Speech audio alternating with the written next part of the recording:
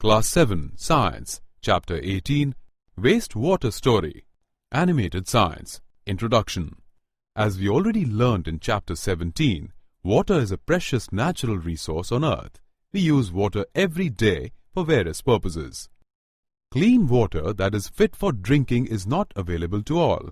It has been reported that more than 1 billion human beings have no access to safe drinking water. This accounts for a large number of water-related diseases and even deaths. In such a situation, it is very important that we must realize our responsibility in maintaining the water sources in a healthy state. Adopting good sanitation practices should be our way of life. As an agent of change, our individual initiative will make a great difference. Even the used water, that is water used by us in homes, schools, offices, industries, etc., can be treated for reuse later on. In this chapter, you will learn about composition of wastewater, sewage treatment of water, methods of sewage disposal and various sanitation techniques and so on. Sewage. Dirty water rich in lather mixed with oil and other impurities that goes down the drains from sinks, showers, toilets, laundries, hospitals, offices, etc. is called wastewater or sewage. Sewage is a liquid waste. It is a complex mixture containing suspended solids, organic and inorganic impurities, nutrients, saprotrophic and disease-causing bacteria and other microbes. It also includes rainwater that has run down the street during a storm or heavy rain. The water that washes off roads and rooftops carries harmful substances with it. Most of it is water which has dissolved and suspended impurities. These impurities are called contaminants. The contaminants in wastewater are organic impurities like human feces, animal waste, oil, urea or urine, pesticides, herbicides, fruit and vegetable waste, etc.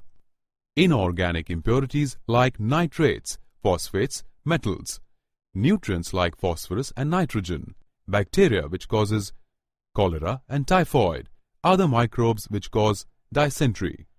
Sewage.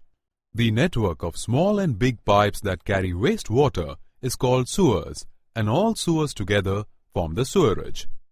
Wastewater is carried from home to the point of disposal, that is the wastewater or sewage treatment plant. After the treatment of wastewater, the clean water is released into nearby water bodies. Sewerage has manholes that can be used to clear blockages. Manholes are located every 50 to 60 meters in the sewerage. If there is no sewage facility, then wastewater is directly drained into nearby streams and lakes, which results in water contamination. Treatment of wastewater or sewage treatment. The process of removing pollutants from wastewater is commonly known as wastewater treatment or sewage treatment. It takes place in several stages. Sludge is one of the byproducts of wastewater treatment along with biogas. Various pollutants and contaminants like pathogens or disease-causing organisms are present in sewage. These need to be removed before the sewage can be released back into the environment. The sewage treatment involves physical, chemical and biological processes which remove physical, chemical and biological matter that contaminates wastewater. The steps involved in getting clarified water from wastewater. Wastewater passes through bar screens. Large objects like rags, sticks, cans, plastic packets, napkins are removed. Waste then goes to a grit and sand removal tank. The speed of the incoming wastewater is decreased to allow sand, grit and pebbles settle down through sedimentation. The water is then allowed to settle in a large tank which is sloped towards the middle. Solids like feces settle at the bottom by sedimentation and are removed with a scraper. This is called a sludge. A skimmer removes the floatable solids like oil and grease. Water so cleared is called clarified water. The sludge is transferred to a separate tank where it is decomposed by the anaerobic bacteria. The biogas produced in the process can be used as fuel or can be used to produce electricity. Air is pumped into the clarified water to help aerobic bacteria to grow. Bacteria consume human waste, food waste, soaps and other unwanted matter still remaining in clarifying water. After several hours, the suspended microbes settle at the bottom of the tank as activated sludge. The water is then removed from the top. The activated sludge is about 97% water. The water is removed by sand drying beds or machines. Dried sludge is used as manure, returning organic matter and nutrients to the soil. The treated water has a very low level of organic material and suspended matter. It is discharged into a sea, a river, or into the ground. Nature cleans it up further. Sometimes it may be necessary to disinfect water with chemicals like chlorine and ozone before releasing it into the distribution system. Improper garbage disposal can also cause hindrance in proper sewage management. The ways to control sewage are: cooking oil, butter, fats should not be thrown down the drain. It should be disposed of in a garbage can.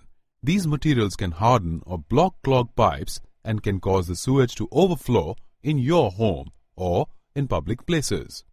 Chemicals like paints, solvents, insecticides, motor oil, medicines may kill the microbes that purify water, so do not throw them down the drain.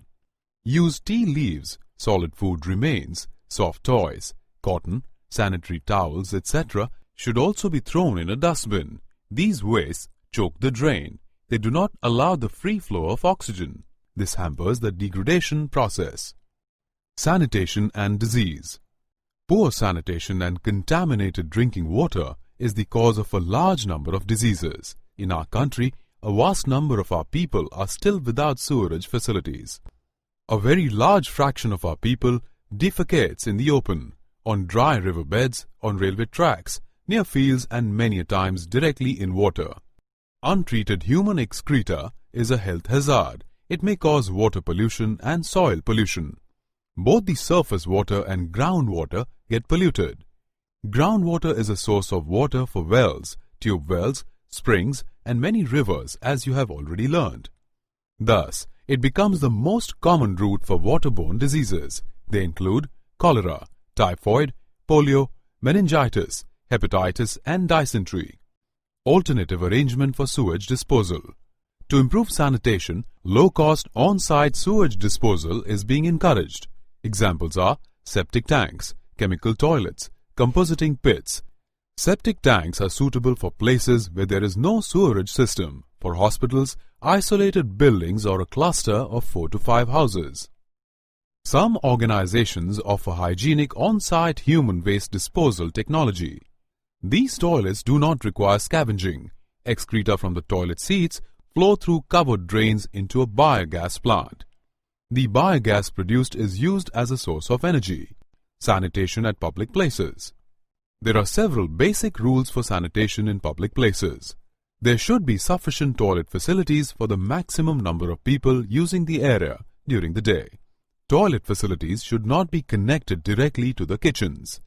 This is in order to reduce the number of flies entering the kitchen and to reduce odors reaching the kitchen. It is important that people using the toilet facilities cannot pass directly through the kitchen. There must be a hand washing basin and clean water and soap close to the toilet facilities. There should be separate similar facilities near to the kitchens or where the food is handled. There must be a clean and reliable water supply for hand washing, personal hygiene and flushing of toilet facilities. The water supply should meet quality standards and be regularly tested to ensure that any contamination is discovered quickly and that appropriate remedial action is taken. Refuse must be disposed of properly and not allowed to build up, as it will attract flies and spread diseases.